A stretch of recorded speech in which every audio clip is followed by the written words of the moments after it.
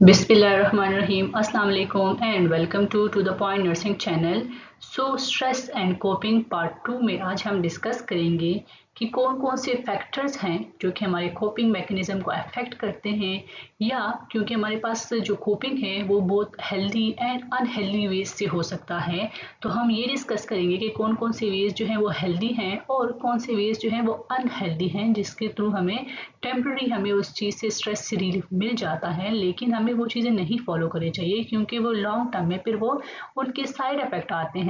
Then हम discuss करेंगे gas theory, जो कि एक जनरल एडाप्टेशन सिंड्रोम थ्योरी है, जो कि हमारी बॉडी हमें बताती है कि हमारी बॉडी स्ट्रेस से कैसे डील करती है। ठीक है, और जब स्ट्रेस खत्म होता है तो क्या होता है, और जब अगर स्ट्रेस प्रोलॉन्ग टाइम के लिए कंटिन्यू रहता है तो फिर बॉडी में क्या होता है। ठीक है, एंड देन हम डिस्कस करेंगे स्ट्रेस का पैटर्न FHP फॉर्म में, हम कैसे पेशेंट से क्वेश्चन करेंगे और कैसे पेशेंट को ऑब्जर्व करेंगे और FHP फॉर्म हम कैसे फिल करेंगे। ठीक है, तो चलिए शुरू करते हैं अपना लेक्चर जनरल डिस्कशन से कि हाउ यू कोप।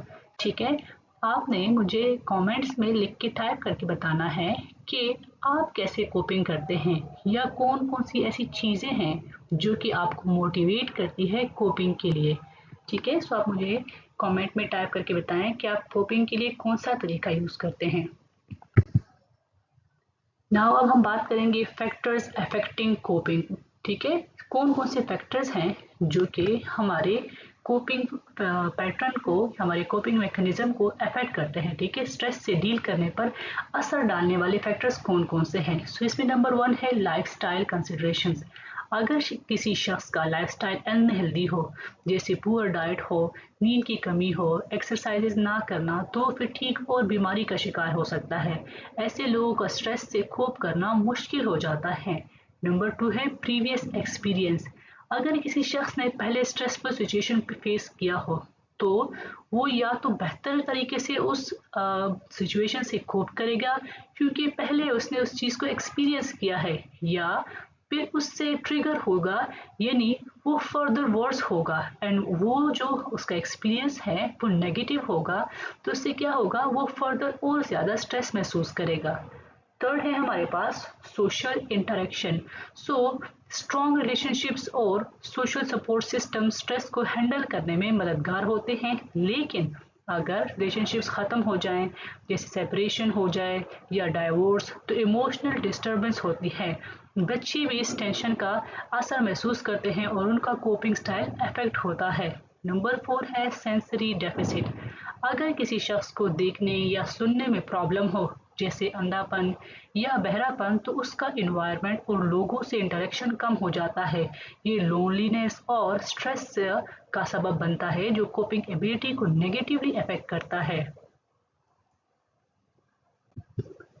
नेक्स्ट है हमारे पास unhealthy ways of coping with stress.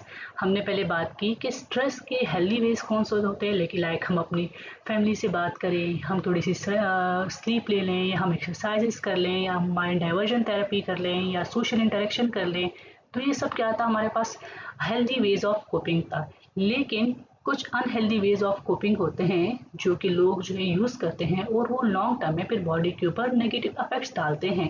सो हम डिस्कस करते हैं कि अनहेल्दी वेज ऑफ कोपिंग कौन कौन से होंगे। इसमें नंबर 1 है स्मोकिंग। ठीक है, स्मोकिंग में हमारे पास स्ट्रेस से बचने के लिए लोग क्या करते हैं, सिगरेट का सहारा लेते हैं, लेकिन ये हेल्थ को और ज़्यादा डैमेज करते हैं, जैसे हार्ट प्रॉब्लम्स हो सकते हैं, कैंसर का रिस्क जो है बढ़ सकता है। नंबर 2 है जंक फूड्स का इस्तेमाल करना। ठीक है, या जो है अपने कंफर्ट के लिए कुछ भी एक्स्ट्रा अमाउंट में आप फूड ले लें, तो ये क्या करेंगे, बहुत से लोग स्ट्रेस में ऑयली या शुगरी फूड खाते हैं। ठीक है, जिसमें बहुत ज़्यादा शुगर होता है, जैसे कि चॉकलेट्स हो गए हैं, या बहुत ज़्यादा आइसक्रीम खाते हैं। इससे शॉर्ट टर्म में फील तो अच्छा होता है, ठीक है, अच्छा इंसान को बेहतर महसूस होना शुरू होता है, लेकिन लॉन्ग टर्म में ओबेसिटी और डाइजेशन के जैसे इशू होते हैं वो शुरू हो सकते हैं। नंबर 3 पे है ज़्यादा टीवी या कंप्यूटर का टाइम। ठीक है, ओवर स्क्रीन टाइम जो है हम इंक्रीज कर देते हैं, तो इससे क्या होगा, स्क्रीन टाइम बढ़ा देने से सिर्फ डिस्ट्रैक्शन होती है। ठीक है, इससे इसका कोई एक्चुअल सोल्यूशन नहीं है, ये मेंटल फटीग और सोशल आइसोलेशन का रीज़न भी बन सकता है।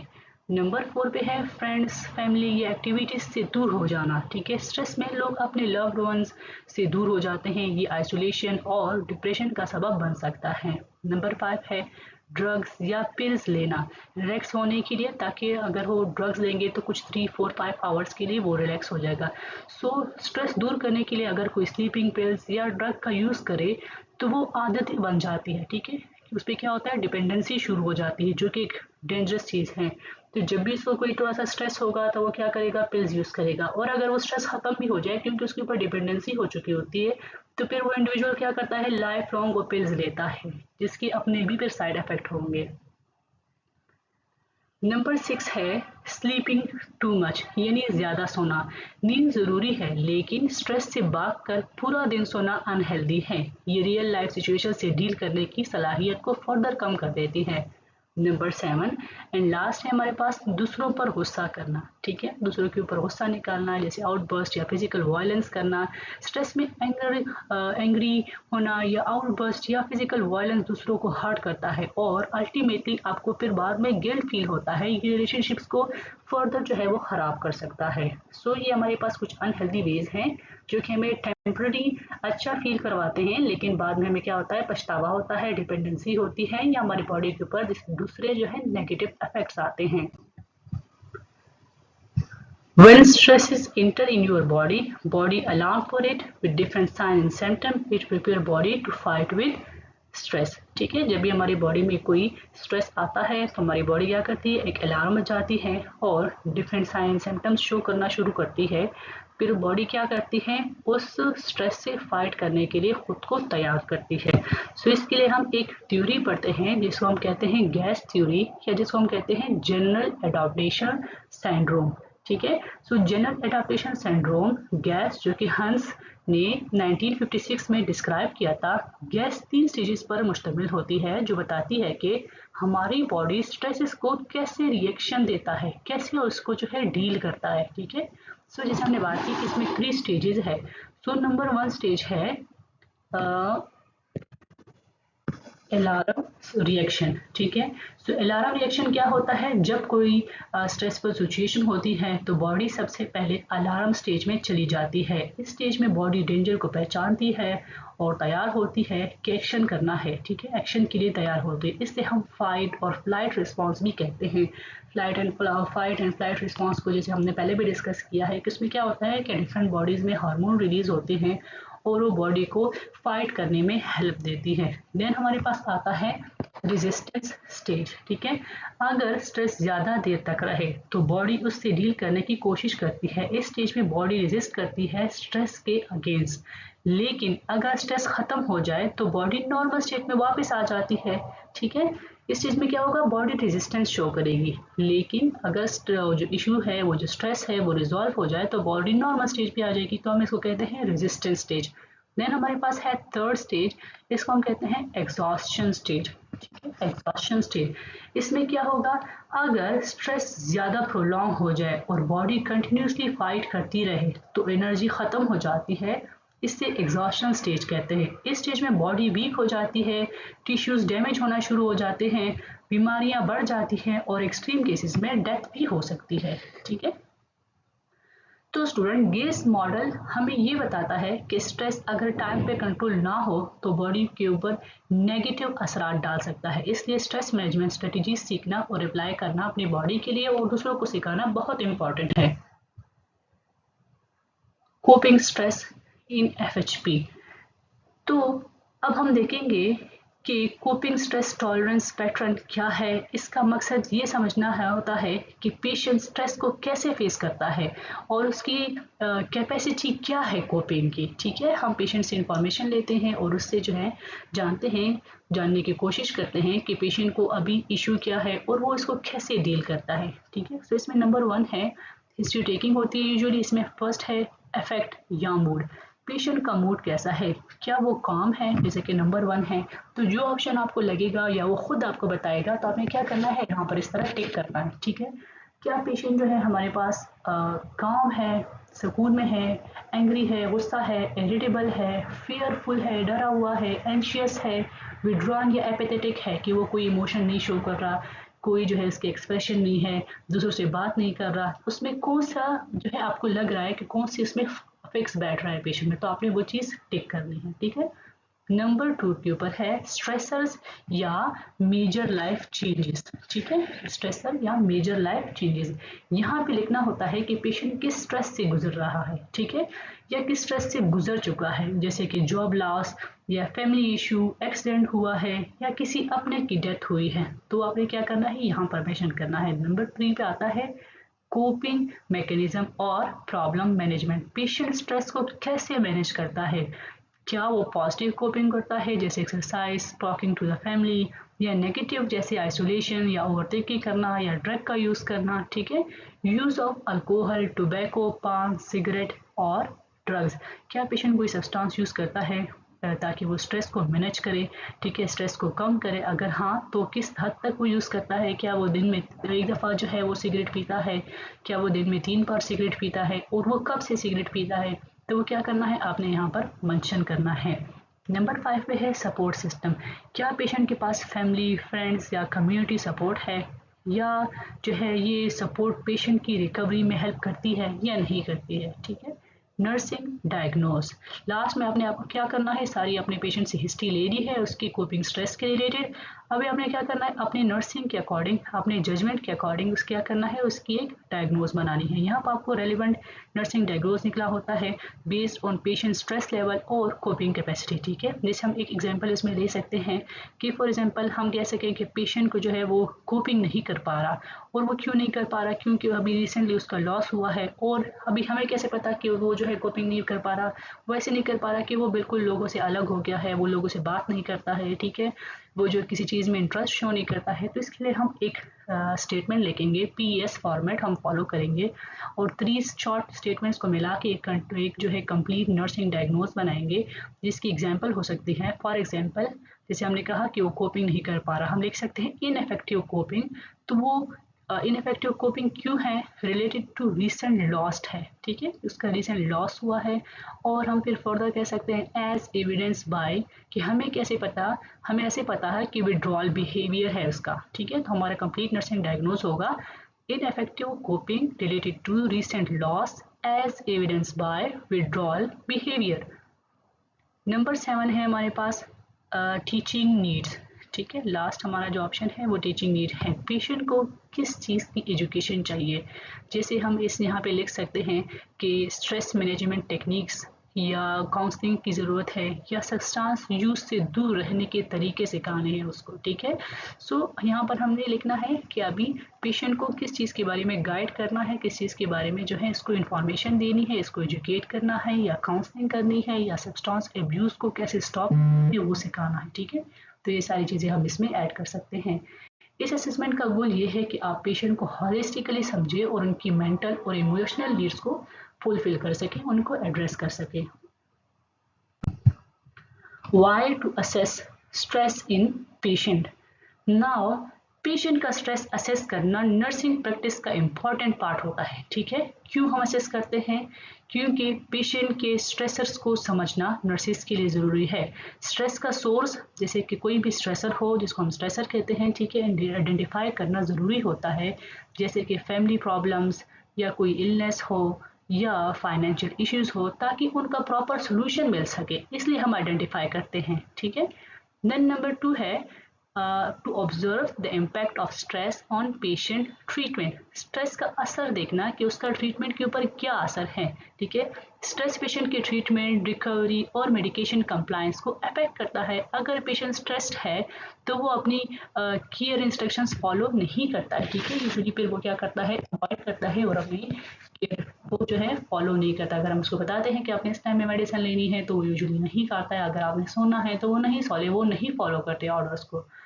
देन है हमारे पास to help the patient to cope. ठीक है, पेशेंट की कोपिंग में हेल्प करना, स्ट्रेस को असेस करते हैं हम, पेशेंट को कोप करने का हेल्दी तरीका सिखा सकते हैं, जैसे आप पेशेंट को गाइड कर सकते हैं कि डीप ब्रीथिंग करें, या हम उसको खुद काउंसलिंग करें। लेकिन अगर हम नहीं कर सकते हैं तो फिर हम किसी एक्सपर्ट के पास भेज सकते हैं, या हम क्या कर सकते हैं, उसको फर्दर रिलैक्सेशन टेक्निक समझा सकते हैं। To know the past history of stressor, past history समझना, उसको जानना, ठीक है। अगर पेशेंट ने पहले भी स्ट्रेस या ट्रॉमा फेस किया है तो वो करंट स्ट्रेस के रिएक्शन को इन्फ्लुएंस कर सकता है। ये जानना केयर प्लान के लिए बहुत हेल्पफुल होता है कि पास्ट में जब पिछला उसने स्ट्रेस फील किया था उसको उसने कैसे हैंडल किया था, ठीक है। अगर वो हमें पता चल जाए तो इस दफ़ा इसको जो स्ट्रेस है उसको हैंडल करने में आसानी होगी। लास्ट है to plan the holistic care, ठीक है।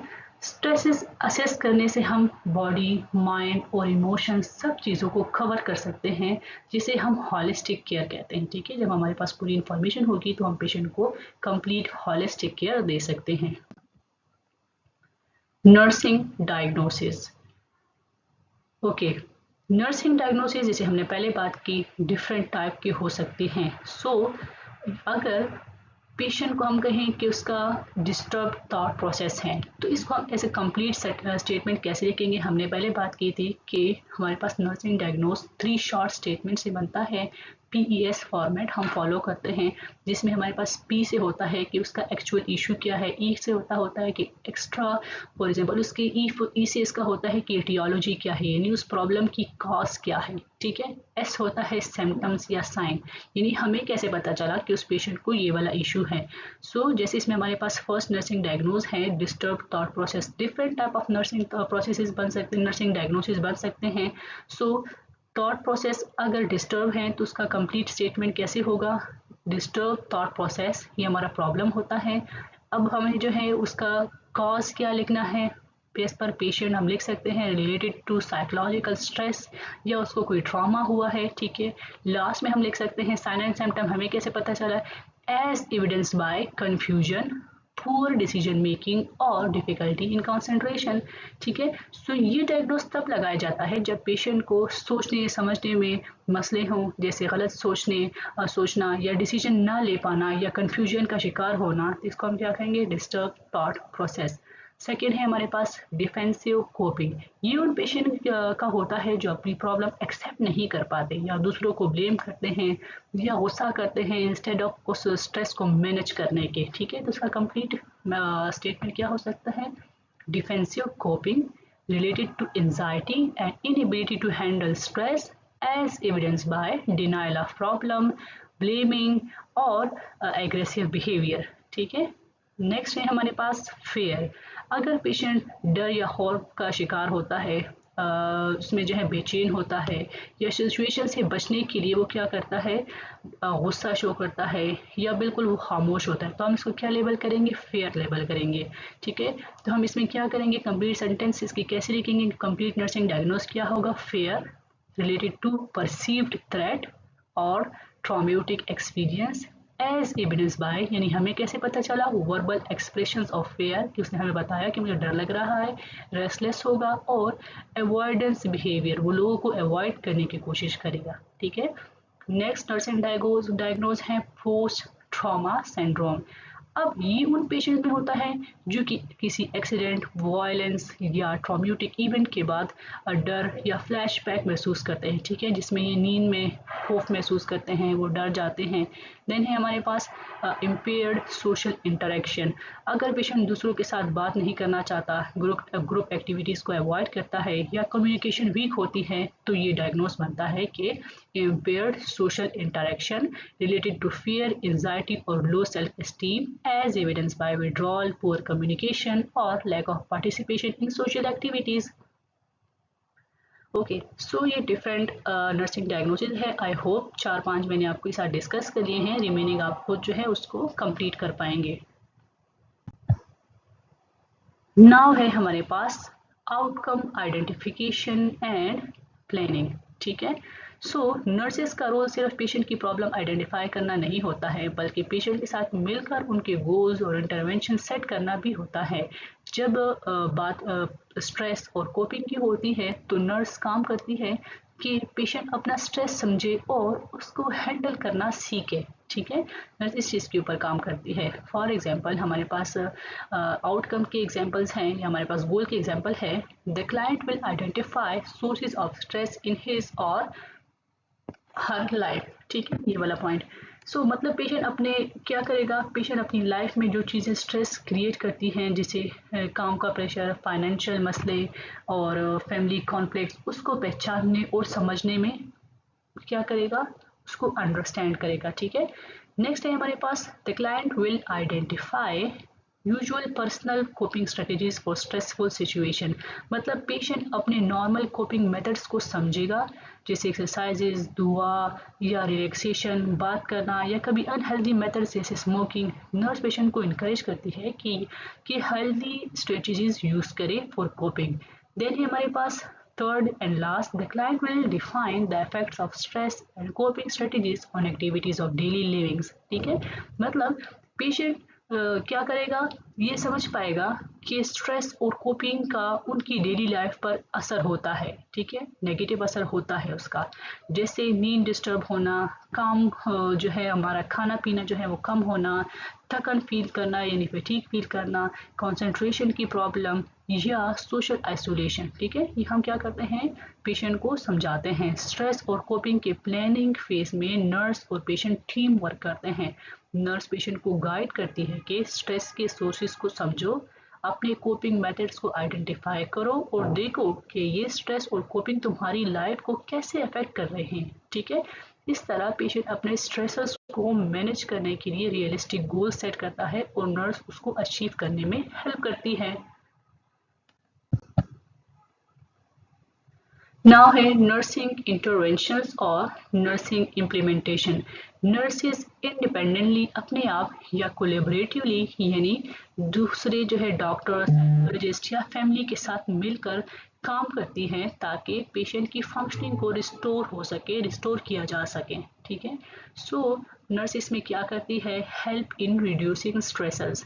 नर्स पेशेंट के इन्वायरमेंट और सिचुएशन को एनालाइज करती है और उन चीज़ों को कम करती है जो स्ट्रेस क्रिएट करती है। फॉर एग्जांपल वर्कलोड कम करना, पीसफुल इन्वायरमेंट देना ताकि पेशेंट जो है वो क्या करे, रिलैक्स हो। नंबर 2 है यूजिंग सपोर्टिव इंटरनल मैसेजेस। ठीक है, नर्स पेशेंट को पॉजिटिव सेल्फ टॉक सिखाती है। ठीक है, कि मैं इस प्रॉब्लम को हैंडल कर सकता हूँ, मैं ये कर सकता हूँ, मैं ये स्ट्रेस रिड्यूस कर सकता हूँ। ये नेगेटिव सोच को रिप्लेस करके कॉन्फिडेंस बिल्ड करता है। ठीक है, देन है हमारे पास यूजिंग असर्टिवनेस। यूजिंग असर्टिवनेस क्या होता है, पेशेंट को सिखाया जाता है कि अपनी नीड्स और फीलिंग को क्लियर और रिस्पेक्टफुल तरीके से एक्सप्रेस करना। ठीक है, फॉर एग्जांपल पेशेंट को सिखा सकते हैं कि मुझे अभी आराम की ज़रूरत है। ठीक है, जैसे अगर पेशेंट को कभी स्ट्रेस फील हो तो वो क्या कहे, वो ये कहे कि मुझे अभी आराम की ज़रूरत है। ठीक है, मुझे रेस्ट करना है, मुझे सोना है। ये उसका क्या होगा, कोपिंग मैकेनिज्म होगा। देन है हमारे पास मेकिंग लाइफस्टाइल चेंजेस। ठीक है, सो नर्स गाइड करती है कि पेशेंट अपनी लाइफ हैबिट्स में हेल्दी चीज़ें लेकर आए, हेल्दी चेंजेस लेकर आए, जैसे बैलेंस डाइट वो स्टार्ट करे, वो प्रॉपर स्लीप ले, या घंटे की नींद पूरी करे, 10 घंटे की नींद पूरी करे, और कैफीन जो कि हमारे पास यूजुअली चाय में, कॉफ़ी में होता है, इस तरह की चीज़ों का इंटेक कम कर दे। ठीक है, यानी उसकी अपनी लाइफ स्टाइल में चेंजेस लेकर आए जो कि फिर फर्दर स्ट्रेस को डील करने में हेल्प करेगा। एक्सरसाइजेस हम सिखा सकते हैं पेशेंट को, जैसे regular physical activity stress hormone को कम करती है और मूड इम्प्रूव करती है। तो हम पेशेंट को सजेस्ट करते हैं कि वो वॉकिंग करे, योगा करे, एरोबिक एक्सरसाइजेस करे। ठीक है, नंबर 6 है यूजिंग रिलैक्सेशन टेक्निक। पेशेंट को हम क्या करते हैं, हम सिखाते हैं कि डीप ब्रीथिंग क्या होता है और डीप ब्रीथिंग उसने कैसे करनी है। मेडिटेशन के बारे में गाइड कर सकते हैं, प्रोग्रेसिव मसल रिलैक्सेशन या प्रेयर टेक्निक्स सिखाई जा सकती हैं। नंबर 7 पे है वर्बलाइजेशन। पेशेंट को इनकरेज किया जाता है कि अपने इमोशंस और कंसर्न्स ओपनली एक्सप्रेस करें, इंस्टेड ऑफ चुप करके रहना और अपना जो सारा जो स्ट्रेस है वो अंदर ही अपने अंदर जमा करना और उससे फिर फर्दर नेगेटिव इफेक्ट्स प्रोड्यूस करना अपनी बॉडी के ऊपर। सो पेशेंट को हम सिखाते हैं कि काइंडली जब भी आपको स्ट्रेस हो तो आप दूसरों की हेल्प लें, दूसरों के साथ डिस्कस करें, इसके साथ क्या होगा, आपकी बॉडी के ऊपर नेगेटिव इफेक्ट्स कम आएंगे। लास्ट है involvement of families and significant others। So family और क्लोज फ्रेंड्स को इन्वॉल्व करके पेशेंट को सपोर्ट सिस्टम प्रोवाइड किया जाता है। फॉर एग्जांपल हम काउंसलिंग सेशंस में फैमिली को शामिल कर सकते हैं। ठीक है, कि आपके पेशेंट को ये इशू है और आपने क्या करना है, उसको कैसे हैंडल करना है। जब भी पेशेंट की काउंसलिंग होगी तो उसके 1 या 2 फैमिली मेम्बर्स में उसमें इन्वॉल्व होंगे। ठीक है, नर्सिस का काम है कि पेशेंट को स्ट्रेस हैंडल करने सिखाए through healthy coping strategies. Intervention जैसे स्ट्रेसेस कम करना, पॉजिटिव सेल्फ टॉक करना, एक्सरसाइजेस करना, रिलैक्सेशन टेक्निक्स और फैमिली सपोर्ट पेशेंट की मेंटल और फिजिकल हेल्थ दोनों को इम्प्रूव कर सकते हैं। ठीक है, जैसे कि हमारा नर्सिंग प्रोसेस का लास्ट स्टेज है, लास्ट स्टेप है हमारे पास इवॉल्वेशन। ठीक है, सो हम एंड में इवॉल्वेशन करेंगे, इवॉल्वेशन ऑफ कोपिंग एबिलिटीज़ की। इवॉल्वेशन हम क्या करेंगे, इसमें हमारे पास क्या होगा, evaluating the effectiveness of a client coping abilities. ठीक है, एक ऑन गोइंग और कॉम्प्रिहेंसिव प्रोसेस है हमारे पास ये, मतलब ये एक दफ़ा नहीं होता। जब भी हम क्या करते हैं, पेशेंट को गाइड करते हैं, उसको इन्फॉर्मेशन देते हैं और वो कॉपिंग करता है, तो टाइम टू टाइम हम क्या करते हैं, इवॉल्वेट करते हैं, असेस करते हैं, चेक करते हैं कि आया वो कोपिंग मैकेनिज्म जो है उसके लिए इफेक्टिव था या नहीं था। इसमें क्लाइंट का इनपुट ज़रूरी होता है, क्योंकि सिर्फ पेशेंट ही बता सकता है कि उसको कौन सा मैकेनिज्म जो है हेल्प कर रहा है और कौन सा नहीं कर रहा है। ठीक है, सो नर्स बार बार असेस करती है कि पेशेंट की कोपिंग स्ट्रेटेजीज इफेक्टिव हैं या नहीं। ये चेक किया जाता है कि स्ट्रेस कम हुआ है या अभी भी सेम ही लेवल का स्ट्रेस है। ठीक है, पेशेंट से पूछा जाता है क्या आपको ये टेक्निक हेल्प कर रही है स्ट्रेस कम करने में, या क्या आप अपने स्ट्रेस को बेटर हैंडल कर पा रहे हो अभी। अगर कोपिंग स्ट्रेटेजीज इफेक्टिव ना हो तो नर्स नई इंटरवेंशन सजेस्ट कर सकती हैं ताकि पेशेंट के स्ट्रेस को कंट्रोल किया जाए। लास्ट में हम दोबारा डिस्कस करते हैं कि इवॉल्यूएशन क्या है। इवॉल्यूएशन एक कंटिन्यूस प्रोसेस है जिसमें नर्स और पेशेंट दोनों मिलकर देखते हैं कि कोपिंग स्ट्रेटेजीज पेशेंट के लिए काम कर रही हैं या नहीं कर रही है। पेशेंट का फीडबैक लेना सबसे इम्पॉर्टेंट होता है, क्योंकि वही तो इंडिविजुअल है जो कि स्ट्रेस फील कर रहा है, और वही इंडिविजुअल है वो हमें बताएगा कि अभी उसका स्ट्रेस कम हुआ है या नहीं हुआ है। ये हमारा लास्ट स्लाइड था। ये कुछ केस स्टडीज़ है। ठीक है, आपने क्या करना है, इस केस स्टडी को आपने पढ़ना है और आपने इसमें सब्जेक्टिव और ऑब्जेक्टिव डेटा निकालना है, और आपने देखना है कि इस पेशेंट के अकॉर्डिंग कौन सा एप्रोप्रिएट नर्सिंग डायग्नोज होगा, और अगर इस पेशेंट को कोई स्पेसिफिक प्रॉब्लम है तो उसके लिए क्या नर्सिंग गोल आप बना सकते हैं, और एटलीस्ट 4 नर्सिंग इंटरवेंशन आप इसमें लेके कि अगर पेशेंट को ये वाला स्पेसिफिक प्रॉब्लम है तो कौन से 4 मेथड से, कौन से 4 नर्सिंग इंटरवेंशन से उसका ये प्रॉब्लम जो है हम रिड्यूस कर सकते हैं। थैंक यू, इंशाल्लाह हम मिलेंगे नेक्स्ट चैप्टर में। ओके, अल्लाह हाफिज़।